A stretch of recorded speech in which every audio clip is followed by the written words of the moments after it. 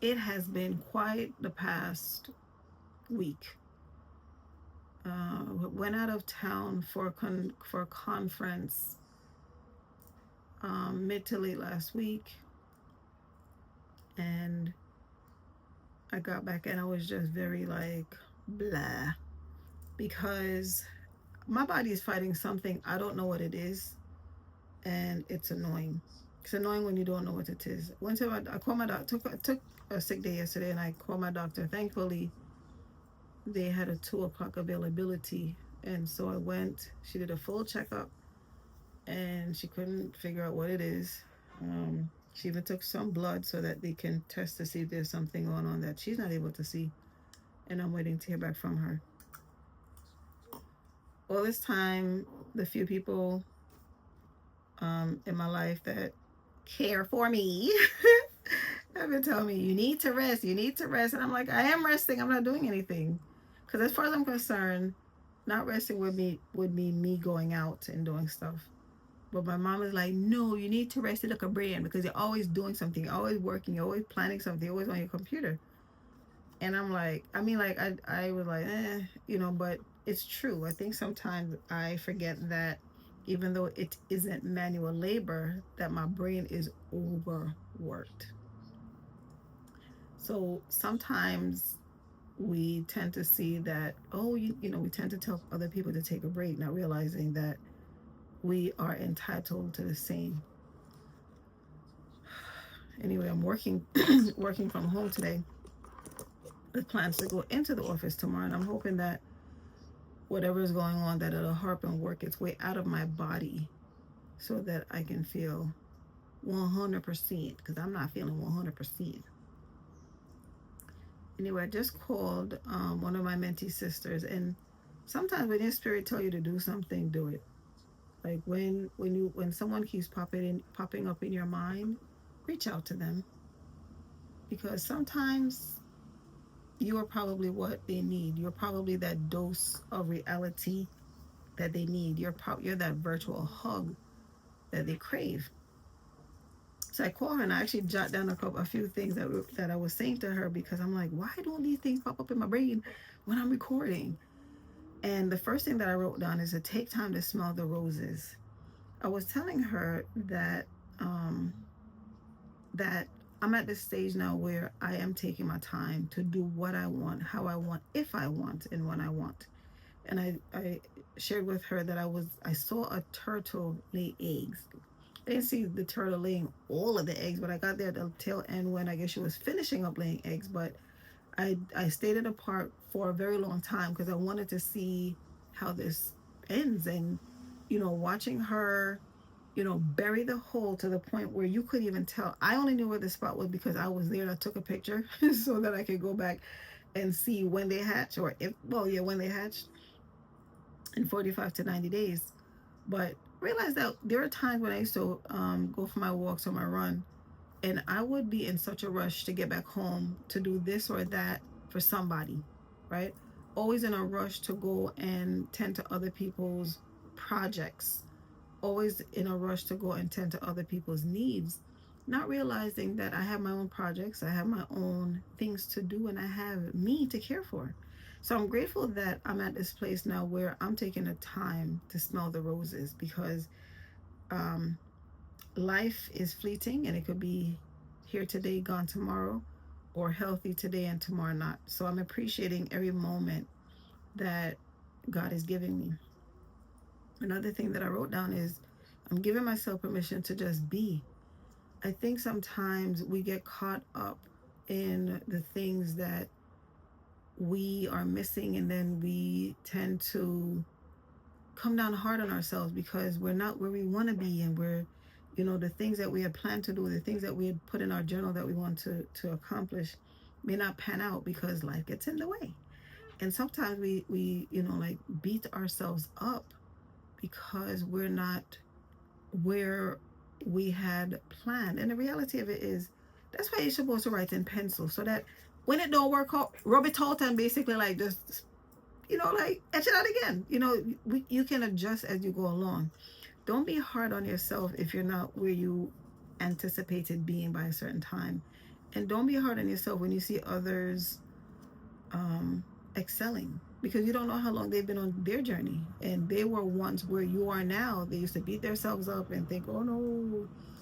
And going on to the next thing that I wrote down is enjoy your moment.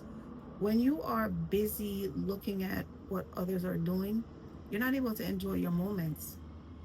I'm learning so much this year, because I'm choosing to take the time to appreciate where I was and where I am now, and the work that I put in to get to this space. Being a quiet person, there's so many misconceptions, and I think some of them is that we don't talk, we don't grow, and there's certain things that we do not do, all of which I'm proving to be incorrect.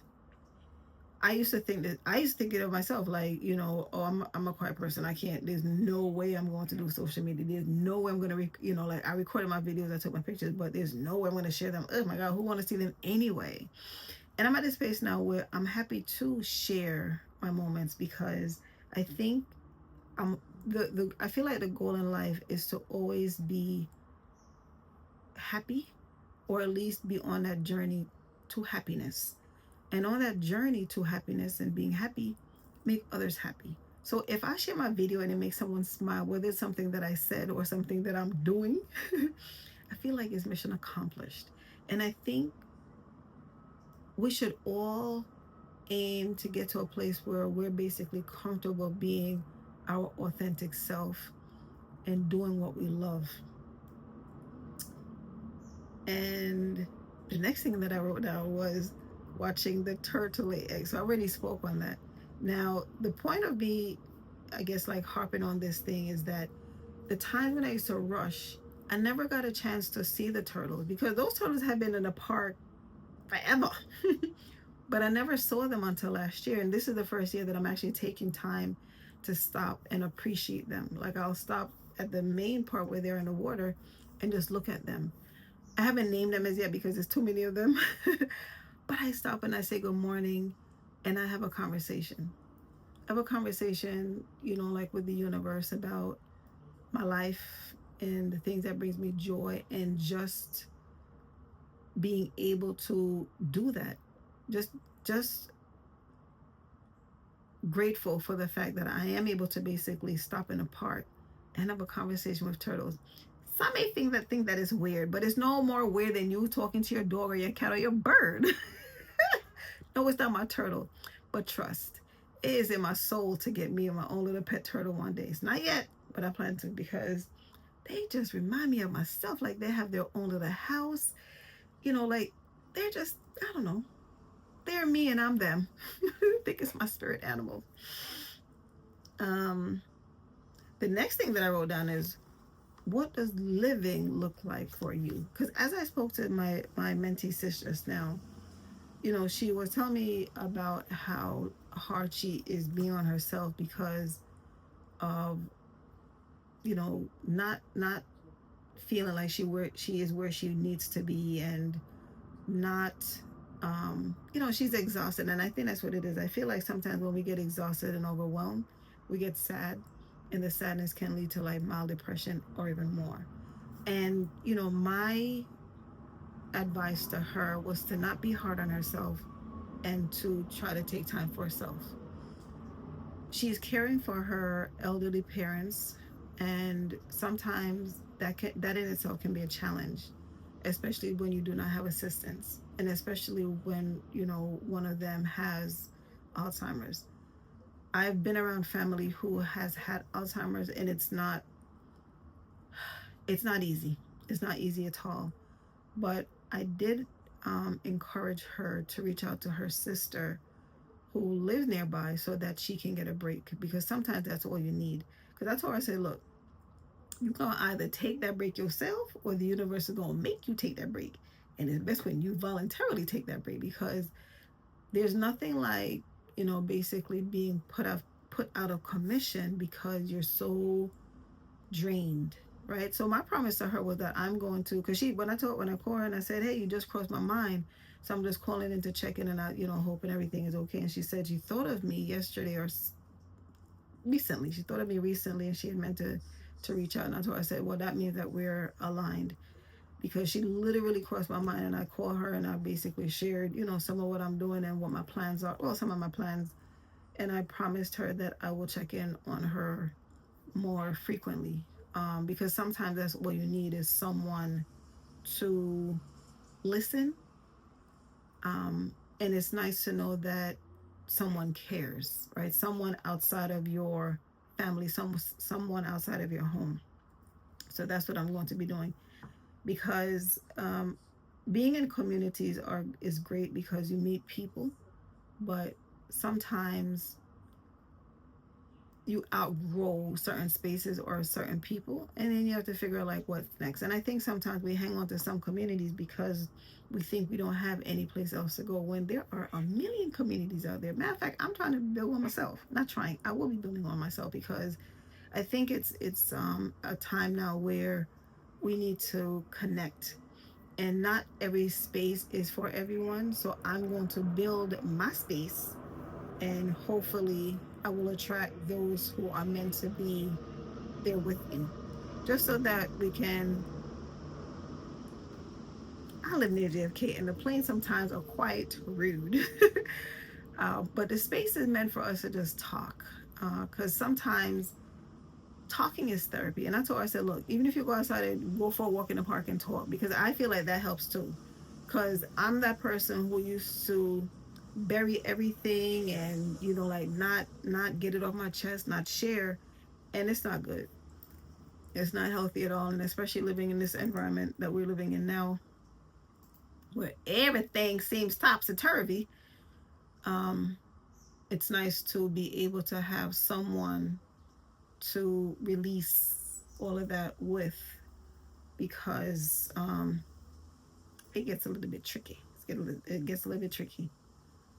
The other thing that I wrote down, and this is all while I was talking to her, all these thoughts came into my mind. And one of the things that I wrote down, I didn't understand what needed to be understood, right? Because as I journey through life, I understand life a little bit more.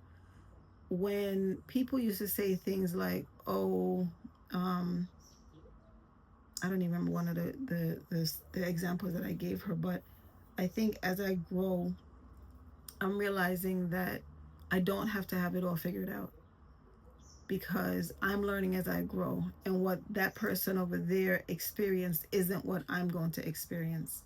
And even if I do, I'm going to experience it in a different way. And what matters is how I choose to deal with it, right? Because sometimes, like, we tend to look and see what's going on, and oftentimes we, I don't know, we as human beings, try to compare ourselves, and we shouldn't. You do not. If you haven't read um, Mel Robbins' book, Let Them Theory, get it. It's a very good book, and it basically talks about, and I think in some cases it might, come off as common sense, but sometimes we just need to hear it in a different way. Getting to a space in life where I am now, because by the time the book came out, I was already here, but I read the book, but listened to the book, and I'm even more convinced that I'm happy where I am right now, because we get so caught up in the missing out and the not being included, and not being considered, like all of that, right? And at some point you have to get to a place where you do not, it doesn't matter anymore, it doesn't phase you anymore. And that's the let them theory, where if you feel like, oh, or if you learn that somebody you know chose to not invite you someplace, or share something with you, or went on vacation and didn't invite you, or you didn't even know, it's fine. Like, that's them. So you don't have control over them. So what I was explaining to her is that the only thing that she can control is herself. She cannot control her parents. She cannot control her sister. She cannot control the community or the information that we get from it. Only thing that she can control is herself. And the reality of it is, when I was where she is now, there wasn't anything that anyone could say to me that made me feel any differently, because I only understood what I understood. And I didn't realize that I had the control, even though people say like you have control over your life, you have you have the power to change things. At that time I didn't see it. I didn't see it. It didn't make any sense to me. It's like, well, what does that even mean?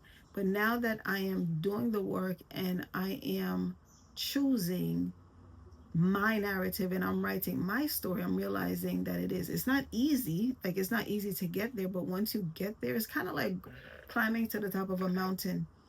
You kind of think you see the mountain, but then when you get to a certain spot, you realize, oh no, this wasn't it. So you keep climbing, right? You just keep climbing. But every time you get to a landing part on the mountain, you're grateful because you look down and you realize, oh wow, I did that. Like, I literally climbed all this way.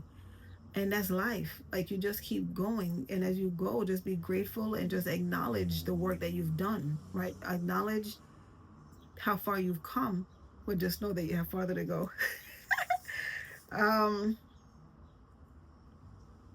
Another thing that I wrote down was what you allow, wait, what you allow to take up space. Oh yes, so right, so basically you also have the power to figure out what you want to have take up space, whether it's on your property, in your house, in your brain, right? So there's certain things. A number of years ago, I came. Well, I didn't come to the conclusion because I feel like it's common sense, right? Where if I don't have control over it, I don't want it. I don't want it. I'm not going to allow it to take up residency in my brain because I have other things that need storage. So I'm not going to allow myself to focus on things that I don't have control over. And because of that, I've given myself permission to walk away from certain things, to walk away from certain people without regret. I think that as we grow, we realize that the saying is true that people come into your life for a reason, a season, or a lifetime. And there are very, very, very, very few people who are meant to be a lifetime. So you have to understand that it's okay to walk away from certain people. If people don't like to be alone, introverts love be alone. This introvert has appreciated the fact that I have come to this space where I acknowledge and basically recognize that I'm at a phase in my life where this chapter is meant for me to be alone, and it's fine. I used to wonder, oh no, when I grow older, what am I gonna do? I ain't gonna have nobody, I ain't gonna have no friends. Because I remember one time somebody said to me, people are gonna hate you when you grow older, and your mail manager is gonna throw your mail and run away. And I took offense to it. It made me feel so badly, right? But that's their, it got to the point where it made me realize that that's their perception. I'm a very nice person. But the reality of it is, when you are no nonsense, when you are quiet, and when people don't understand you, they make assumptions, and they say things that are not true. And this is a whole part of the whole let them, because at the end of the day, I'm not going to challenge people on how they feel about me. I'm not going to challenge people or try to convince them otherwise, because at the end of the day, the way that I see me is not the way that the world sees me, and that's perfectly fine, because we all have our opinions and we're entitled to them. The next thing on my list is to stop trying to run a race that isn't yours. Now, we do this thing where, again, you know, we're trying to race to go where? I mean, unless you're running a 5K or a 10K, a half marathon or a full marathon, a 10 mile or whatever, what are you racing? Like, why do you need to race that person over there? I've actually experienced that in life where people see me doing something and they hurry to get it to do it first. And I didn't see it at the time because I didn't care. Because I guess one of the reasons why it's a plane.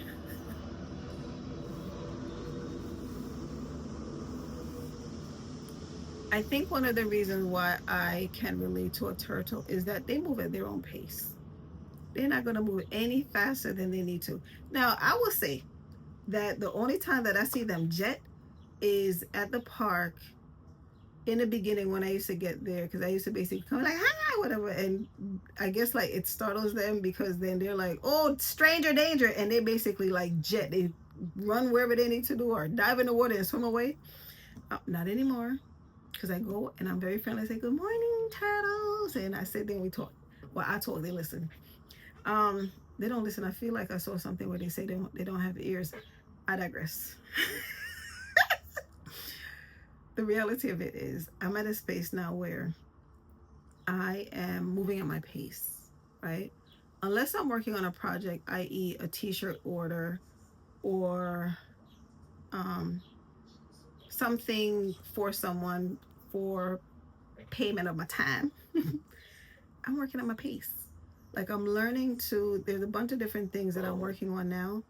I had to put it on pause because I wanted to basically get better. But I'm learning that, you know what, tomorrow's another day.